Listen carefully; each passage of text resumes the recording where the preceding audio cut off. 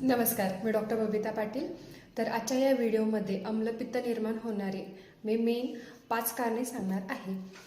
तर पहिलं कारण म्हणजे आंबट, तिखट, तेलकट, खारट व मसालेदार पदार्थ नित्य आपल्या जेवणामध्ये असणे। दुसरी गोष्ट, जरी आपलं जेवण व्यवस्थित असेल, साधं असेल, पण तरीही जेवणाच्या वेळा बरोबर नसणे, म्हणजे सकाळचं जेवण कधी 2 वाजता, कधी 3, कधी 4 व रात्रीचे जेवण कधी 9, 10, 11 एवढं लेट करणे। तिसरी गोष्ट, भरपूर पाणी पिणे, अतिप्रमाणात पाणी पिणे, म्हणजे तहान नसेल तरीही सतत पाणी पित राहणे व फ्रीजचे थंड असे पाणी पिणे। चौथी गोष्ट, आहारातल्या अशा काही गोष्टी आहेत ज्या आपण नित्य सेवन करतो त्या मी सांगणार आहे।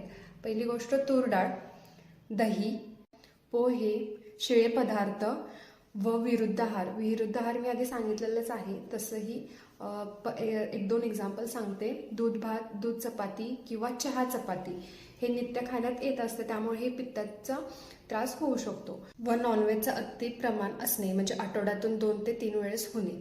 5वं मेन कारण म्हणजे शरद ऋतू। शरद ऋतू हे सप्टेंबर, ऑक्टोबर, नोव्हेंबरमध्ये असतो। तर त्यावेळेस नैसर्गिकरित्या पित्ताचा प्रकोप झालेला असतो, त्यामुळे पित्त प्रकोपित लक्षणे दिसतात।